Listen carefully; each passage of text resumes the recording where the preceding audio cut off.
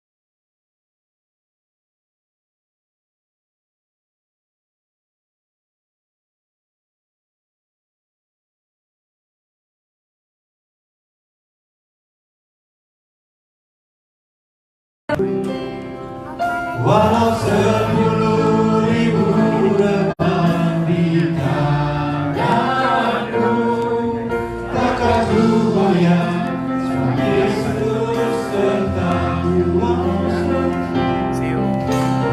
10.000 rekan di sisiku, kau tetaplah Allah penolongku. Walau 10.000 rekan di tanganku, takkan ku goyah sebab Yesus. Sama-sama kita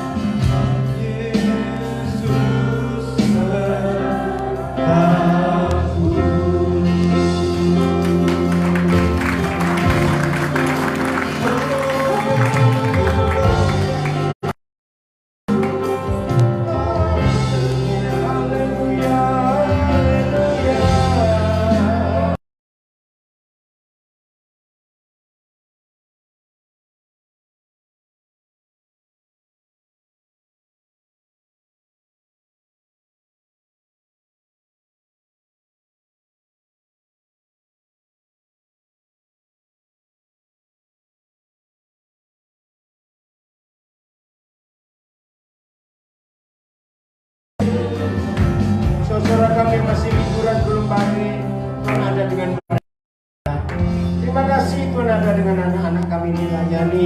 Saudara kami melayani mereka di Urapi. Terima kasih Tuhan untuk Pak Tim bersama Bu Ingrid sebagai gembala, terus pakai mereka bersama tim pelayanan yang ada supaya GBI Miracle di masa ini jadi berkat, jadi jawaban buat banyak orang. Roh Kudus, ini waktumu, bekerjalah semau-maumu. Apa yang Tuhan inginkan atas kami jadi sempurna dalam kehendak Tuhan. Dalam nama Yesus kami bersyukur. Amin. Silakan duduk.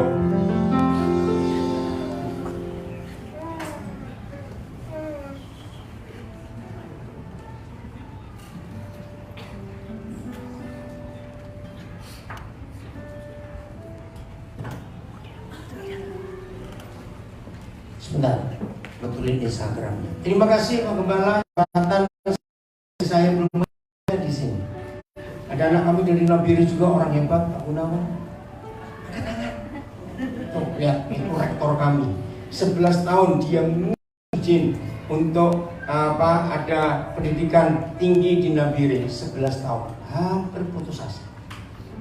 Tiap kali Jakarta bangun ongkosnya mahal, saya sampai Jakarta, Gunawan, balik lagi, nggak berhasil. Hampir putus asa. Tapi Roh Kudus bilang maju terus.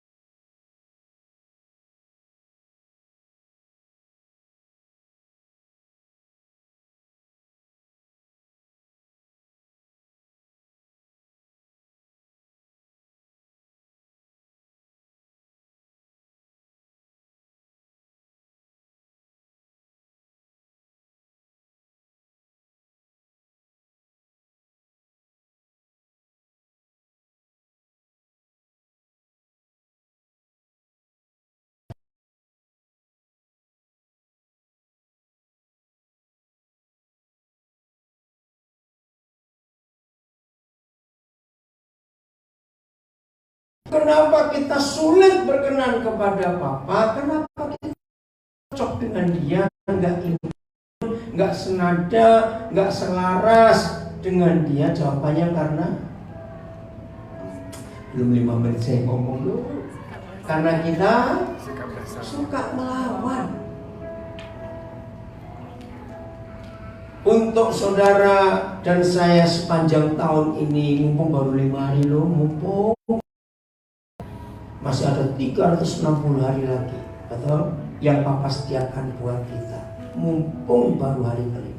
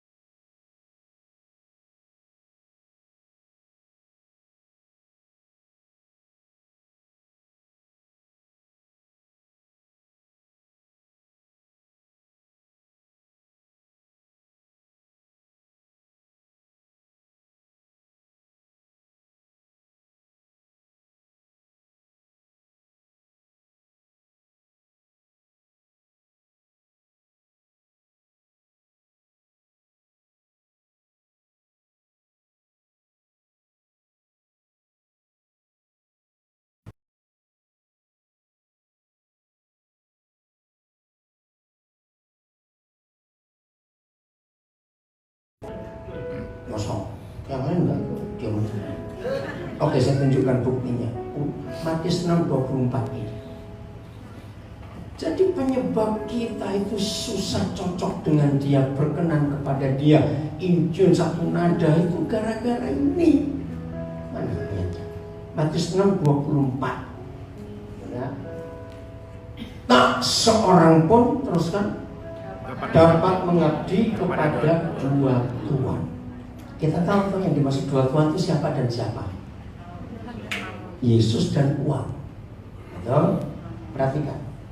Karena jika demikian, kita, saya ganti kata kita, akan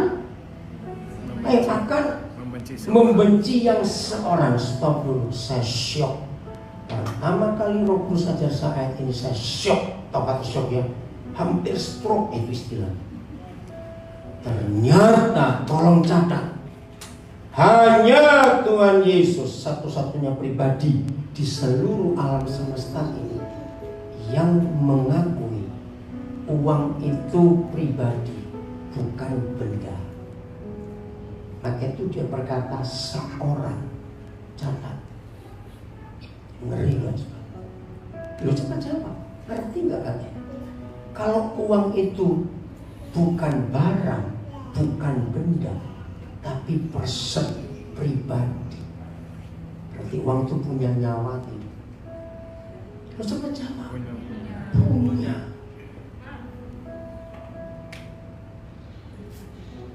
Inilah satu-satunya tulisan di seluruh dunia yang meyakinkan kita bahwa uang itu sejajar dengan Tuhan sendiri. Karena Yesus menyebut dia itu juga Tuhan. Loh, betul tidak? Kalau dia sendiri mengakui bahwa uang itu adalah Tuhan, kalau saya pakai kata ini, berarti dia perhitungkan nggak seorang ini? Jawab, dia perhitungkan nggak? Nah, dan ngerinya, sedikit sekali gereja dan hamba-hamba Tuhan salah milih Tuhan yang mana. Saya berkata betul atau salah? 90 sekian persen ributnya suami istri itu pasti kalau ngomong tentang duit, ngaku. Bisa tanya aku. Ributnya suami istri itu kalau bicara tentang duit. Bisa-bisa atau tidak? Kakak beradik kandung bisa bunuh-bunuhan gara-gara warisan. Antar ipar dengan ipar saling tusuk menusuk sebelum mertuanya mati. Betul atau tidak?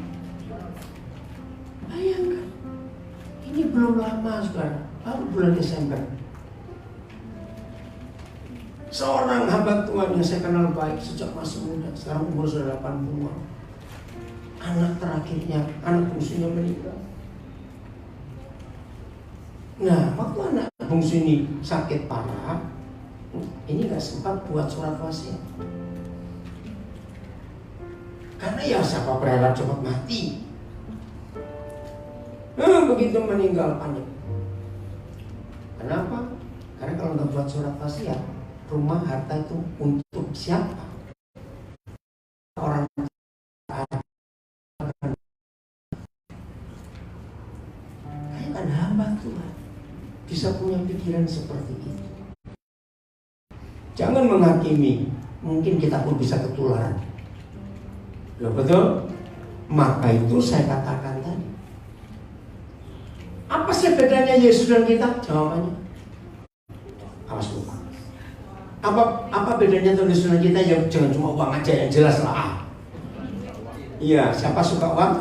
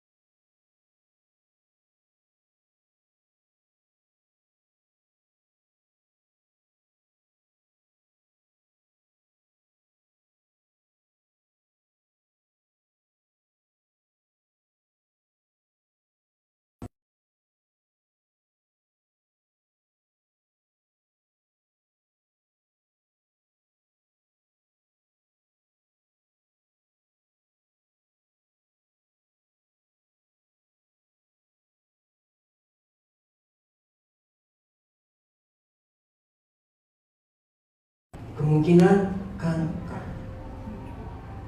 Coba dites, dicek, kembali 10 hari kemudian. Baliklah 2 orang. Orang siapa tadi? Miskin dan kaya. Kaya dan miskin. Balik sama-sama. Vonisnya sama. Dengan berat hati saya berkata kepada saudara berdua, saudara kena kanker stadium akhir. Jujur, yang langsung berharap Tuhan itu yang mana? Miskin. Ada yang kaya nggak? Cari tahu. Nah, itu loh masalahnya. Apakah salah berobat ke luar negeri? Tidak. Lalu salahnya di mana? Nah, jadi selama punya duit, jangan ngandalkan Tuhan. Nanti malaikat buat paduan suara, pret. Duit banyak kok mengandalkan Tuhan. Seorang mulai hari ini awas dengan yang seorang ini. Dia punya power, dia punya otoritas, dia punya kuasa untuk menghancurkan hidup. Jangan dengan dia. Wih, ini wajah jadi gak enak semua.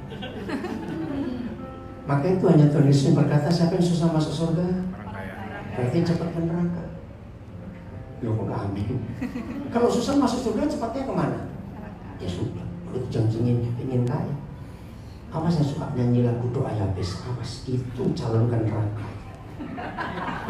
Mau nyetok lagu awas darah ini. Itu lagu Gilani. Enggak ngerti Gilani apa, tanya orang Jawa. Serius, jangan nyanyi, itu lagu perkosaan. Terus lihat Yabes itu siapa, nggak pernah baca. Maka itu gereja dirusak oleh para pendeta yang maunya sukses, makmur, berhasil, kaya. Maaf, tahun ini stop mikir kekayaan karena seorang ini. Saya ulangi, tak seorang pun dapat mengabdi kepada dua tuan, karena jika demikian ia akan membenci seorang dan mengasihi lainnya. Saya ingin saudara masukkan ya, yang seorang, yang pertama Yesus atau uang. Cepat milih. Yesus. Berarti begini kalau Yesus ya, dengar. Ini bacanya harus. Tak seorang pun dapat mengabdi kepada dua tuan. Karena jika demikian kita akan membenci Yesus. Karena kita milih yang pertama itu Yesus. Dan mengasihi uang,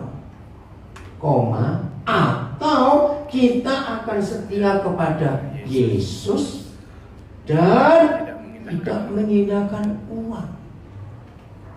Pilih. Tahun baru, para pemenang adalah orang yang gak cinta uang, kata mana? Yang masih cinta uang, tunggu tahun baru kuda baru bisa menang. Ngerti maksud ini? Serius. Titik. Kita baca, kita tidak dapat mengabdi kepada Tuhan dan kepada uang. Ngeri. Maka itu, ini gak enak loh kalimat berikut, tapi saya harus ngomong. Pokoknya sebelum saudara sering mengalami saldo nol, sebelumnya jangan ngomong tentang Tuhan, bohong. Nah ini dia masalahnya. Mana lebih mudah menolkan saldo ketika uang sering banyak dan uang sering sedikit? Coba kurang. Nah, waktu yang uangnya sering banyak, hati-hati.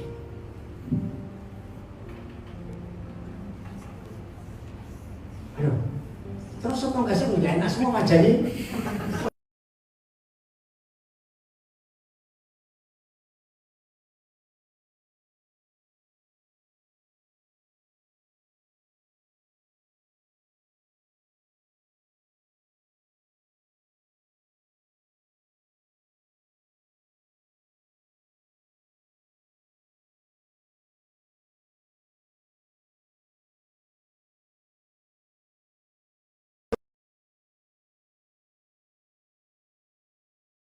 Mau saya cuma cerita tahun ini, masuk tahun baru, itu buat saya ngurus pelayanan begitu.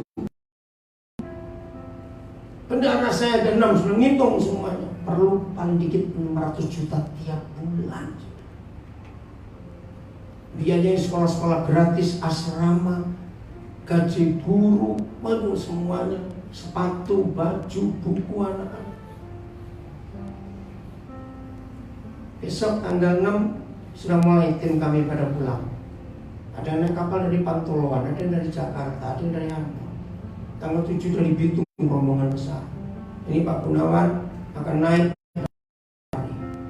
pun jadi di kapal Labubar, akan banyak. Untuk membuat liburan guru-guru kami setiap bulan Desember. Makin tahun biaya pasti makin naik kalian. Desember yang lalu hanya untuk ongkos mereka, guru-guru kami itu naik kapal, nggak sanggup kalau pakai pesawat, satu orang bisa 5 jutaan. Nah saya harus sediakan uang 200 sekian juta hanya untuk ongkos mereka. Bayangkan, berarti saya perlu duit nggak? Saya butuh duit tidak? Bisa tanya kok, jelas. Tapi saya nggak pernah cinta dia. Ini masalah. Orang mati aja gak ada yang gratis, apalagi hidup. Cuma masalahnya bagaimana kita menempatkan uang itu. Saingannya, saya mau buktikan kalau uang itu identik dengan Tuhan. Sama. Matius 28 ayat 13 ayat 11.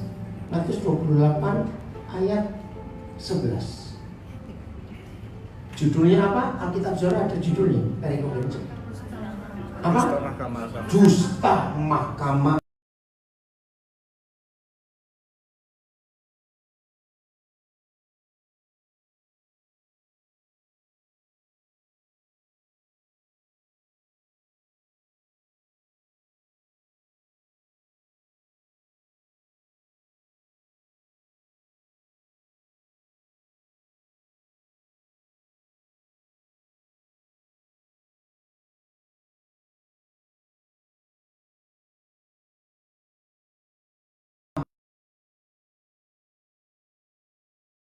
Terjadi itu kepada imam-imam kepala, ketua-ketua sinode, ustadz-ustadz, tokoh-tokoh, pendana-pendana, kalau orang Bali semua tokoh-tokoh agama.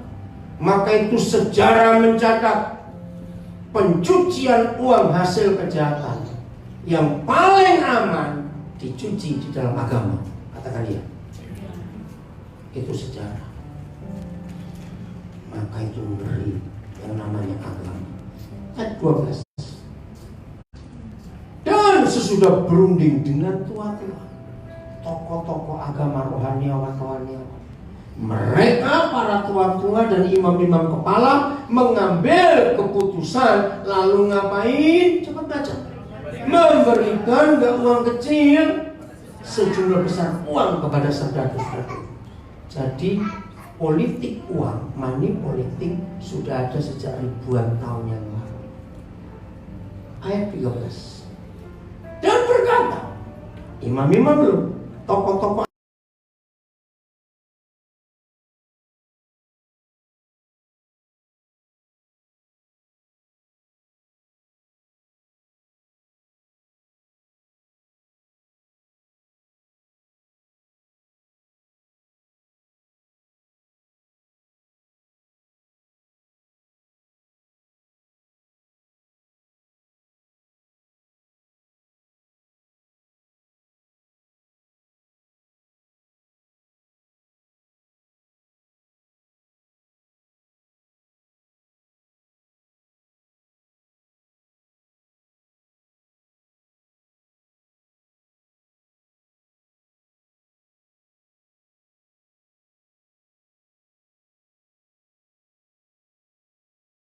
jawab.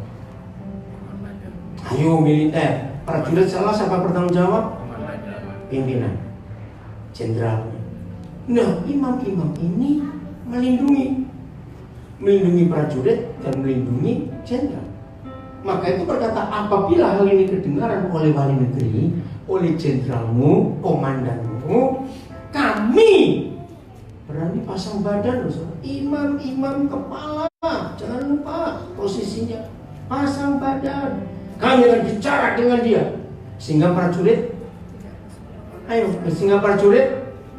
tidak beroleh kesulitan apa. Bayangkan, ini dalam gereja, ini di bait suci. Betul? Lanjut ayat 15. Mereka, siapa mereka? Saudara-saudara tadi, prajurit-prajurit yang menjaga kubur Yesus, menerima ganti setan itu. Betul?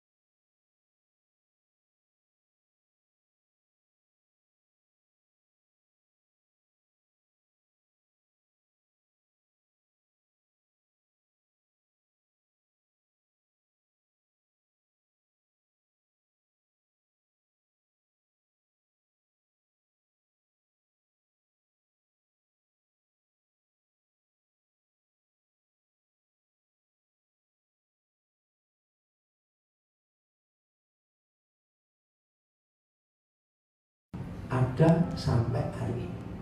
Siapa dia? Uang.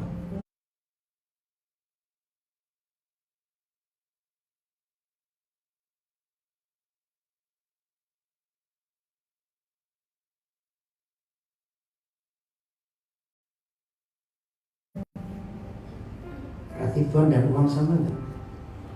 Loh, anu kan ini sih. Loh, saya tanya. Iya.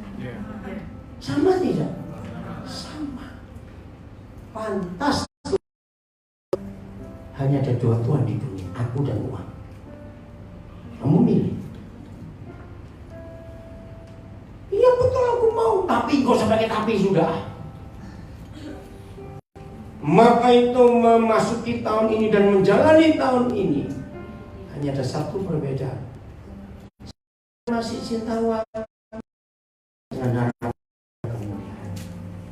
Tapi kalau saudara berani memutuskan, uang aku butuh, tapi dia bukan Tuhan di hidupku.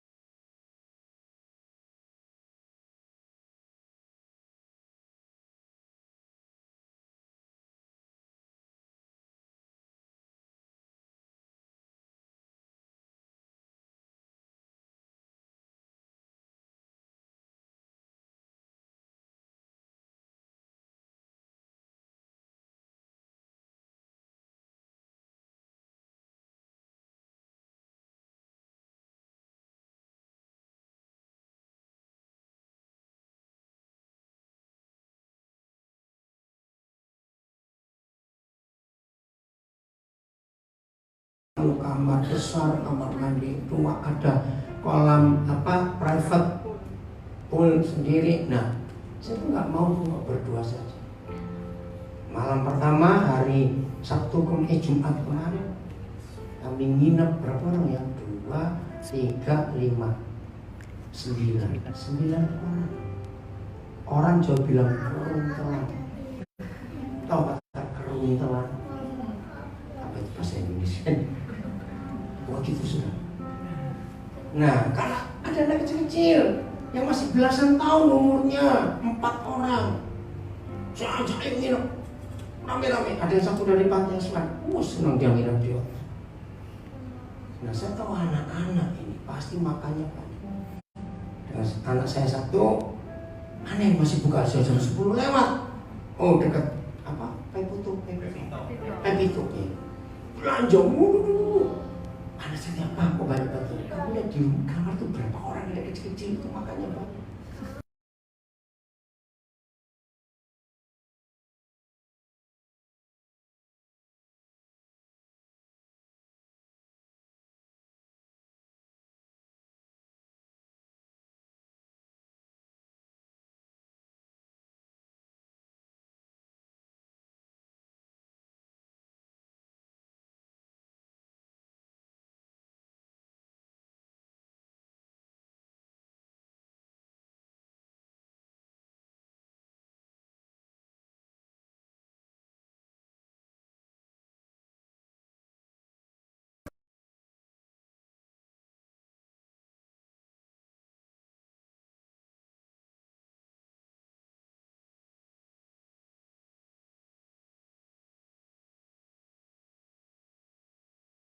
orang tuanya menghilang sampai hari ini. Keluarganya pun nggak tahu ada di mana.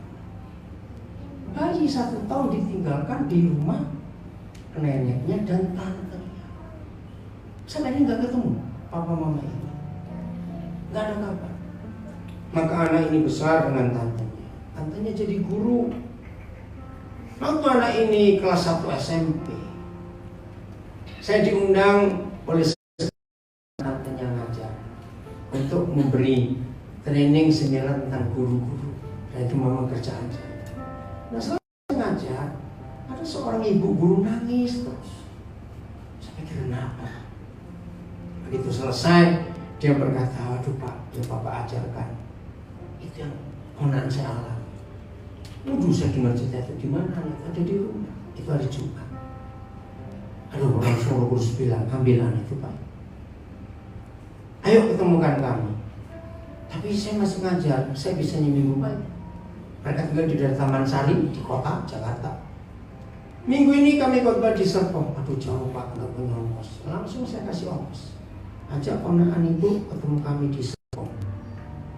Datanglah. Panggilannya Jojo. Begitu saya tahu dia, anaknya cuek aja. Karena nggak pernah diperhatiin dari kecil. Dan nggak mau sekolah lagi, main game terus. Capek neneknya, capek tantenya. Begitu saya ketemu langsung saya peluk dia. Jo, atas nama papa mama mau papa minta maaf. Dingin orangnya, cool betul. Saya rasakan waktu saya peluk dia nggak ada reaksi apa. Karena nggak pernah merasakan pelukan dia. Akhirnya dia manggil kami papa mama sampai hari. 3 hari kemudian kami ke Nabire pulang. Saya bawa anak ini naik pesawat untuk kami kuliah sekolahkan. Lulus SMP, baik nilainya. Sekolah kami sekolah gratis, masuk SMA. Nah menjelang lulus SMA, saya tanya dia, kamu mau kuliah apa? Dia cerita dia masuk diterima di Sugio Pranoto Katolik Semarang. Siapa baru bangun jam sekian? Apa sih sesuai? Oke. Terus udah tes diterima 14 Desember dari Sabtu dia di wisuda. Sayang kami nggak bisa hadir. Selesai wisuda dia langsung naik kereta ke Jakarta untuk ketemu. Saya nggak nyangka. Begitu sampai di Jakarta, ada di sebuah gereja di Neo Soho dekat mall apa tuh Central Park. Saya kaget, dia bawa toganya. Loh, tanya apa Jo? Ya karena papa mama nggak bisa hadir, saya sudah saya masih pinjam toganya, ayo foto bareng. Oh, iya. Dia ngomong satu kalimat, saya nggak akan jadi seperti ini kalau nggak ketemu papa mama. Bayangkan. Sesiapkan dia. Kalau dia sudah kerja 2 tahun ini, saya suruh dia ambil master. Jadi milih mau ke Singapura atau kemana saya akan. Nah kalau saya tuh nyekolahkan orang sejak tahun 81. Berarti anak ini lulus yang 490 sekian, saya nggak hitung tepat. Dan salah satu ada di sini, Lutfi kamu berdiri. Ya. Jadi wisuda Oktober dari Dianapura lalu. Saya nggak kenal anak ini. Satu hari saya mimpin retreat dari satu gereja di daerah Pacet, Jawa Timur. Ada 400-an orang anak muda. Aneh, dari 400 orang kok tuh bicara cuma yang satu ini. Saya tanya pemimpinnya. Oh, saya nggak tahu itu peserta dari mana. Ternyata dia dari negara atau Singaraja? Negara. Hidupnya betul-betul nggak ada masa depan. Nggak mungkin orang tuanya bisa biayai dia kuliah. Saya biayai, nggak kenal. Aduh, ibunya yang pertama kali kontak kami, Pak, terima kasih. Kami nggak sanggup biayai dia, tapi Tuhan pakai Bapak. Ngerti? Ada banyak, ada banyak. Dan itu cara saya ngamburkan uang, membuat orang lain jadi pintar untuk kemuliaan Tuhan.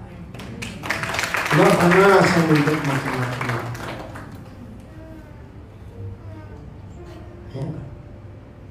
S1 490-an, S2 58 orang, masternya. Doktornya ada 6.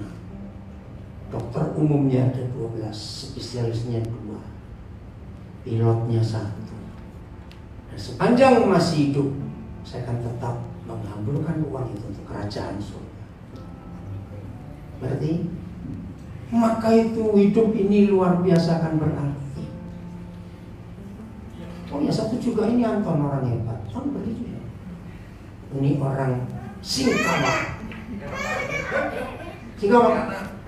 Oh iya, lu kan ketemunya di Ngabang. Oh ya, tersinggung dia. Sama pada budaya Singkawanya Pak. Lulus S1. S1 apa kamu di dalam juga ya? Sama ya dengan Lutfi. Sekarang dia jadi orang hebat. Berapa kali kamu dibawa ke Eropa? Kalau ketemu dia masih culun dulu naik motor dulu. Keringet di mana-mana. Saya lihat modelnya menjadi apa kamu ini? Culun betul dia waktu ketemu saya di Ngabang. Tahu Ngabang, Kabupaten Ladang? Berapa kali saya mandi di sungai dengan dia? Ingat waktu nyemplung dulu sungai. Karena Kalimantan. Sekarang hebat. Diberi istri yang luar biasa juga. Berapa kali istrimu dibawa ajak ke Amerika di perusahaannya? Oh baru satu, ya sudah nggak satu coba. Nah itu cara saya hidup, membuat orang lain bahagia, membuat orang lain pintar. Amin. Nah itu yang pelit, hati-hati. Uangmu begitu banyak, kamu simpan terus. Ingat loh, orang yang hartanya banyak terus mati dan nggak pernah buat surat apa-apa, yang untung negara pasti diambil negara uang itu. Loh betul gitu. Kan ditahan terus nggak pernah dibagi.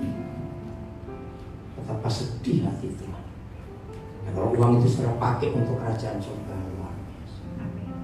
Mudah-mudahan yang hadir hari ini nggak ada yang nyesel. Apa ada kesini? Amin. Nyesel nggak? Enggak. Sebentar dari pacarnya nggak ada yang nyesel. Nah. Cuma ada satu alasan kalau nggak nyesel, berarti semua nggak punya duit. Aja, kok susah.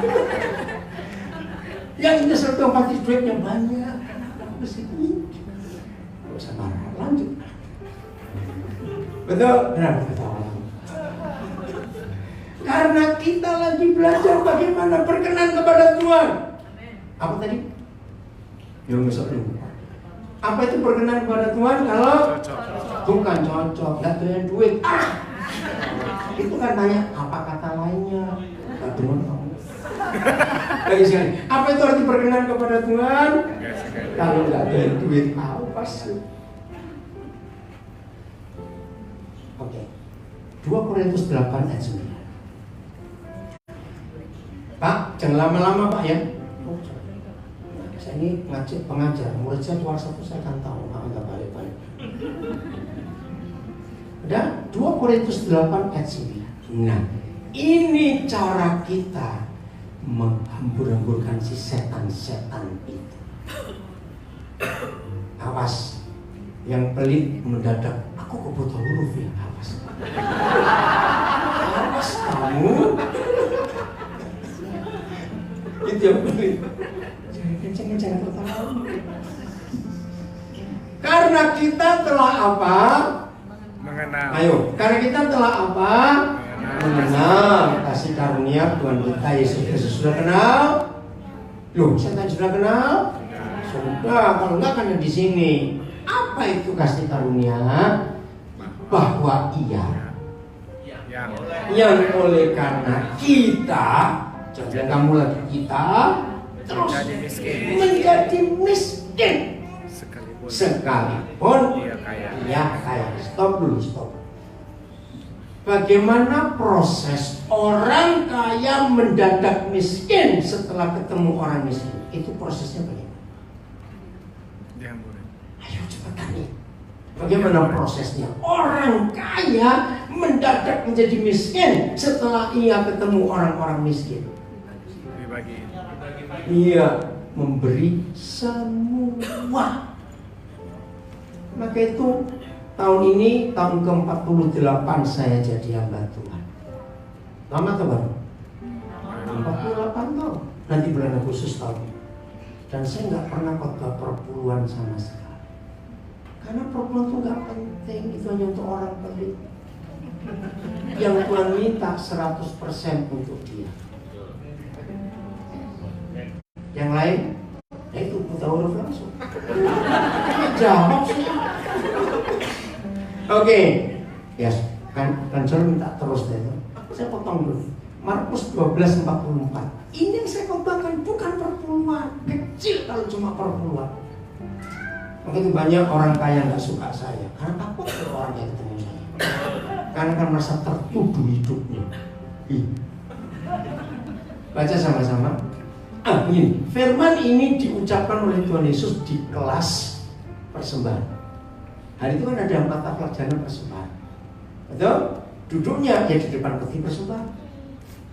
Dan terakhir Yesus ngomong, sebab baca 1, 2, 3 sebab mereka semua yang kaya-kaya itu memberi dari kelimpahannya. Tapi si miskin ini nggak harus jadal. Si miskin ini memberi dari kekurangannya, yaitu semua yang ada padanya, yaitu seluruh nafkahnya. Kenapa sedikit sekali pendeta khotbah ayat ini? Karena dia nggak melakukan. Saya melakukan, maka saya berani khotbah ayat ini. Ada istri saya, ada anak-anak saya jadi contoh. Coba Miko, orang becak ini berdiri.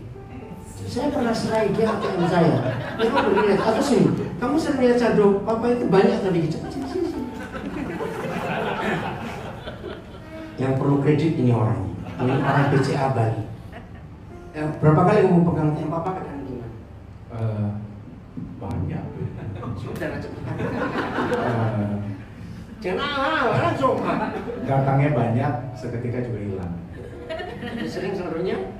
Sering ada 1.000, ada 10. Duduk saja lama-lama di sini. Serius? Antam kamu pernah yang kamu pegang ini? Pernah. Tapi habisnya berapa lama? Mungkin saya satu-satunya hamba Tuhan, satu-satunya orang paling kaya di Indonesia yang berani nitipkan ATM saya kemana saja, ke siapa saja. Kenapa? Orang dengpenya loh, tentunya kamu cuma kartu ATM-nya aja. Kenapa saya berani nitipkan ATM saya ke banyak orang dengan dengpenya? Karena sering nggak ada isinya. Yang saldonya banyak, nggak berani nitip. Betul? Ini kan ya, Gunawan, kamu pernah nggak pegang ATM papi? Nah, beri dan coba jawab. Berapa saldonya sering kali?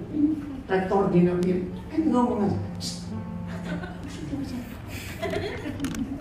Mbak Gun, cerita supaya tahu. Ya, ada isinya terus transfer langsung kosong lagi. Roh Kudus itu unik dengan saya. Dengarnya, saya nggak tahu kenapa gara-gara ayat ini. Mungkin jarang di dunia ada Roh Kudus memberikan hal ini kepada seseorang. Saya salah satu. Di hati saya begitu lihat saldo banyak, langsung rasa berdosa itu ada. Aneh nggak? Loh, aneh nggak? Coba jawab. Tidak bagi Tuhan, bagi kamu aneh. Salah jawabannya. Jadi begitu saya ngecek saldo, wih banyaknya. Langsung saya tanya, Tuhan siapa yang perlu?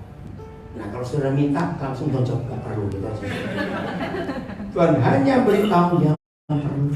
Serius. Karena jadi kalau cuma perpuluhan kecil, berapa yang diminta? Seluruh nafkahnya. Maka itu jangan pengen kaya, susah masuk surga. Dengar gak sih? Ya men, kan udah diam saja. Kelar. Kembali ke 2 Korintus 8 ayat 9. Jam berapa ya? Sebentar lagi selesai. 2 Korintus 8 ayat 9. Jadi bagaimana orang kaya langsung jadi miskin ketika ketemu orang miskin? Jawabannya, prosesnya Dia mau menyerahkan. memberi sampai habis. Supaya kita, Menjadi ayo, supaya kita bagaimana Menjadi menjadi kaya oleh karena kemiskinan. Pertanyaan saya, berarti Yesus pernah miskin nggak? Ayo jawab. Pernah. Salah, sering. Oh, pernah. Ya, salah terusnya dari tadi yang benar-benar. Kalau pernah cuma sekali, 2 kali. Tapi sering kok sekali, selalu. Nah, kapan proses ini berhenti? Yesus nggak akan miskin lagi. Kapan? ketika kita nggak memberi. Ketika nggak ada orang miskin lagi di dunia. Amin. Tapi jangan amin dulu, tunggu. Yang nggak enak di bagian ini. Jadi kalau kita ini gerombolan miskin yang pertama ketemu dengan Yesus, langsung kita jadi apa? Kaya. Tapi dia miskin. Nah, karena dia Tuhan, walaupun miskin, tapi nggak lama kaya lagi karena dia Tuhan. Betul? Nah, tapi karena dia nggak punya hati yang pelit, tapi hatinya kasih, baru kaya sebentar, ketemu gerombolan miskin kedua. Dia ngapain lagi? Miskin. Cepetan. Miskin. Miskin lagi. Nah, saya nggak ngomong ketiga, keempat, ke-100 nanti nggak habis-habis. Sekarang saya stop ngomong tentang kita gerombolan atau rombongan miskin pertama. Kita sekarang jadi apa? Kaya. Sering ketemu orang miskin? Nah, kalau ada yang jawab, kok aku nggak pernah ketemu ya? Yes, kon picak gitu aja. Kalau kata picak, minta sekalian juga. Gak marah ya? Saya kalau ngomongin begini, saya tuh gak mau jaim-jaim. Jadi hambatan jaim itu ngeri. Gila nih orang jaim. Hambatan kok gak mau disentuh orang. Ingat peristiwa kemarin, tahun baru, Paus diomelin orang sedunia. Belum ini berita gak? Ini kebanyakan nonton drama Korea sih. Saya gak tahu berita sih. Ketika di Vatikan Paus memberi salam, ada perempuan Asia narik tangannya, maksudnya dia ingin diberkati. Paus marah, ditampel tangannya. Wih, dikritik habis. Paus akhirnya minta maaf. Tapi saya belajar dari peristiwa itu.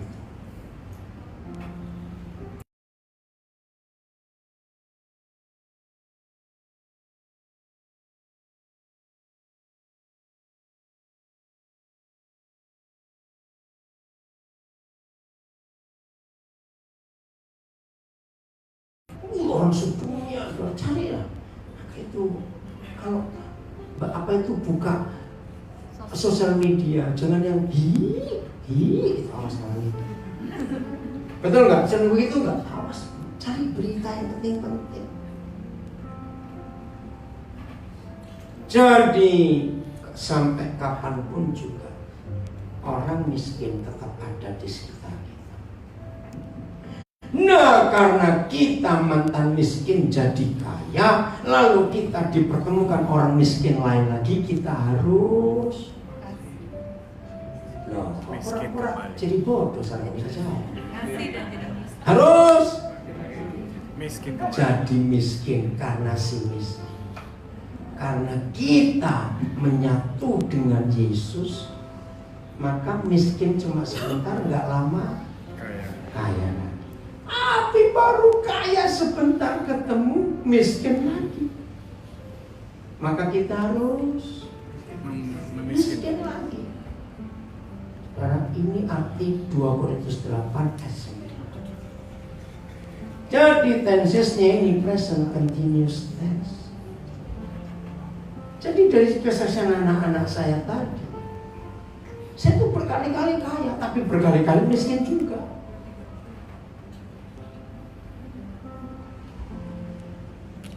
Ini yang kita harus tahu.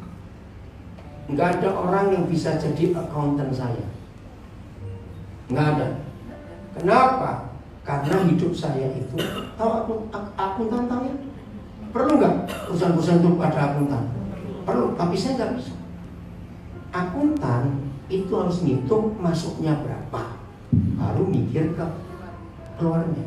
Sebab akuntan akan hitung yang pasti. Betul? Kalau nggak ada yang pasti, maksudnya ngitung apa? Nah, saya ini kebalik. Yang pasti itu pasti keluarnya itu tahu hari ini berapa itu ke siapa. Maksudnya nggak tahu. Lah kapan ngitungnya? Ngerti nggak? Nggak ada. Aneh. Tuhan didik saya itu aneh sekali. Saya tahu tiap bulan perlu sekian. Lah maksudnya kapan saya nggak tahu. Pusing nggak? Pusing nggak? Masa? Ya saya pusing panas kan. Kalau saya pusing nggak bisa waktu begini. Yang kali ini beban hidup saya. Karena ayat ini. Saya cepat sekali kaya, tapi juga cepat miskin. Nah masalahnya orang model saya nggak percaya kalau saya itu miskin. Orang anggap saya terus duitnya banyak terus. Betul tidak? Seorang anggapnya begitu. Tapi inilah cara saya hidup. Luar biasa tuh. Saya kan minumnya di Novotel Nusa Dua masa miskin. Berarti karena ayat ini yang saya pakai untuk ini. Maka itu dunia akan berubah kalau Yesus nyata di hidup kita. Amin. Amin. Oke. Ayat berapa ya? Ada dua lagi ayat di bawah ini soal seimbang. Ini bapaknya.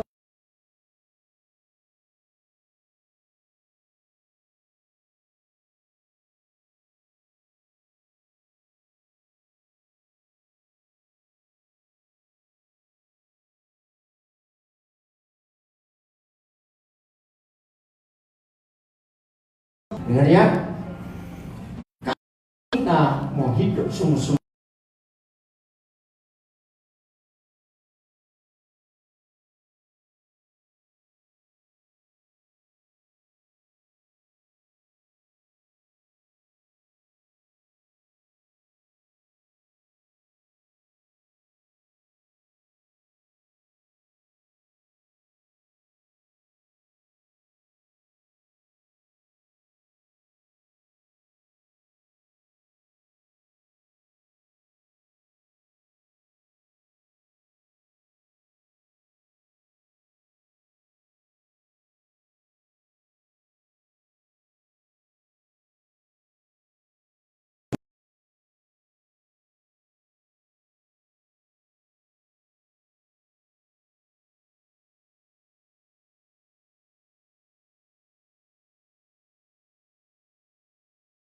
Itu karena orang Kristen pelit.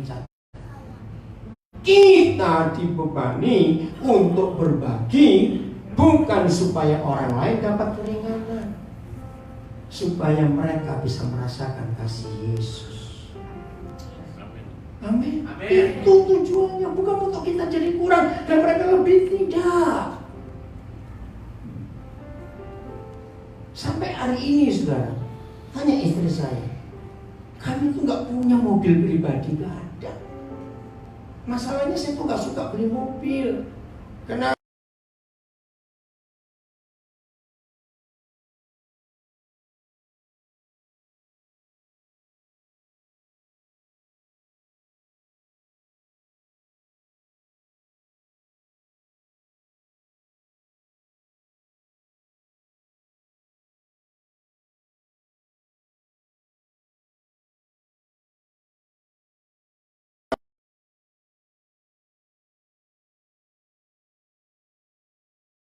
Jadi berkat buat banyak orang selama saya hidup supaya ada keseimbangan. Amin. Kalau yang masuk banyak keluar sedikit, itu pasti diabetes, pencernaannya rusak. Betul enggak? Karena BAB-nya nggak normal. Betul? Kalau ada keseimbangan hidup ini sehat luar biasa. Maka itu jangan cuma masuk terus. Hitung. Selama 2019 berapa yang saudara terima, berapa yang saudara bagi. Itu caranya ngitung. Berkenan atau tidak tidak. Jelas? Ayat yang terakhir, kalau kita merenungkan rencana Tuhan dalam hidup kita, supaya kita lebih berkenan kepada Dia. 1 Korintus pasal yang ketiga ayat yang ke-8. 9. pulang dari ibadah minggu pertama ada perjamuan kudus, biar ini terjadi. Karena kaminya siapa di sini? Kita adalah Teman nah, sekerja. stop. Pulang dari ibadah di minggu pertama tahun yang baru ini, Bapak ingin saudara dan saya ditetapkan jadi partnernya. Amin. Teman sekerja. Lalu beri saya 3 kriteria.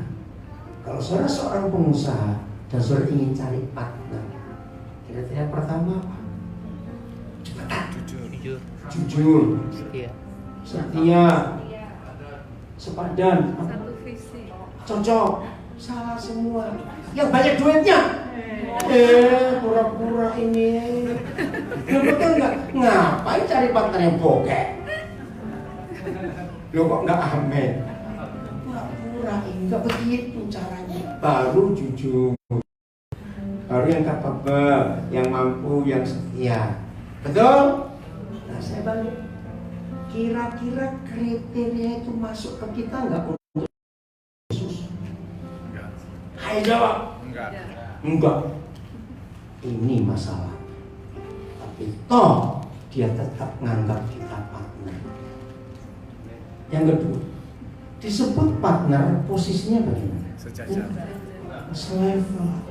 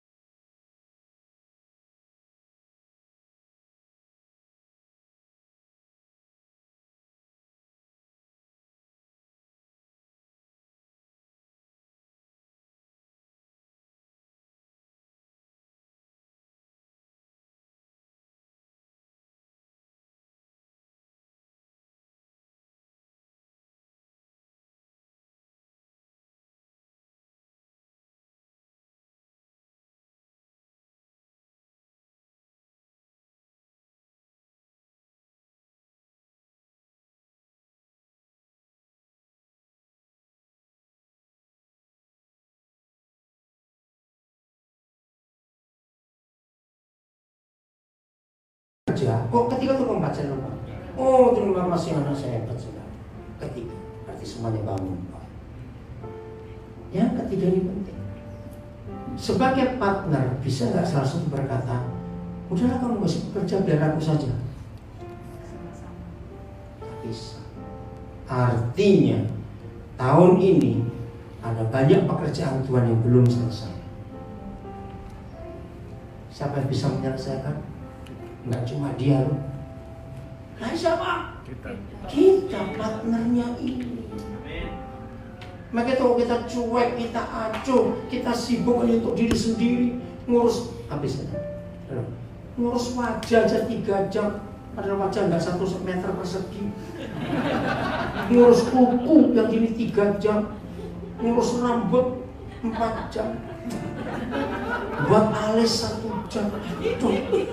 Pertama kok gak enak. Jerawat keluar 1 udah kayak tsunami. Ngerti gak saya cerita ini semuanya? Apa itu? Kok tertawa semua kenapa? Artinya habiskan waktu untuk memberkati banyak orang di hidup. Amin. Jangan habis waktu untuk diri sendiri terus. Mau sampai kapan? Amin, betul, amin, jujur saja. Ada loh orang itu untuk ngatur koper, ngatur lemari itu bisa lama sekali. Saya tuh periksa kenapa? Oh, cuma dibolak-balik dari sini, dari sini, pindah ke sini, cocok. Ngapain? Jadi banyak waktu kita bisa buat untuk jadi berkat buat orang. Yes, amin. Kita ini kawan sekerjanya. Ingat. Lalu kalimat kedua, titik koma. Kamu adalah ladang Tuhan dan bangunan Tuhan. Siapa kamu di sini? Kita. Ngawur. Kami itu kita. Kalau kamu kita lagi egoisnya itu loh. Nah ini ketahuan kalau nggak teliti baca Alkitab. Kamu itu orang-orang di luar kita. Itu propertinya Tuhan. Kita ini kontraktornya. Dan di atas properti itu harus dibangun bangunan Tuhan. Ngerti nggak ayat ini? Jelas? Awas ya pulang sini nggak ngerti-ngerti itu. Habis kan? Belum ya? Habis?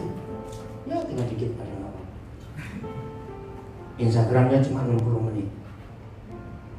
Saudara, ternyata banyak hamba Tuhan jemaat yang tidak bisa membedakan kami dan kamu di 1 Korintus 3 ayat yang ke berapa? 9. Kami adalah kita, kamu adalah mereka di luar. Saya beri contoh kecil. Kemarin kami ada pemberkatan nikah orang dari Amerika. Saya ajak anak saya penerjemah yang hebat. Ya, angkat tangan. Rambutnya putih di atas. Model apa saya nggak tahu. Oke.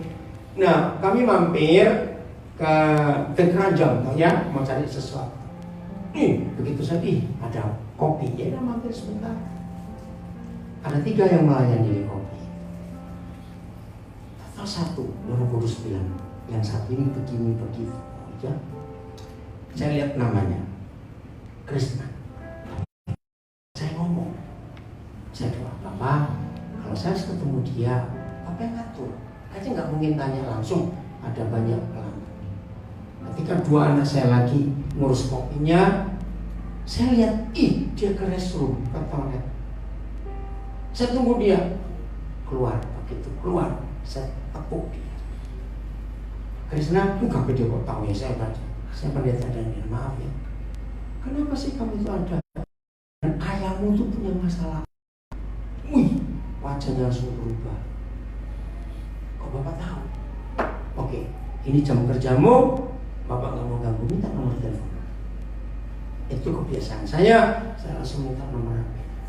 Dalam perjalanan menuju ke area duta pemberkatan nikah di Kuda, saya baca. Saya cerita apa yang Roh Kudus katakan. Dia kaget. Ternyata waktu saya cerita ini dia teman baik salah satu anak saya di Bali. Wah, itu kamu harus follow up. Catat.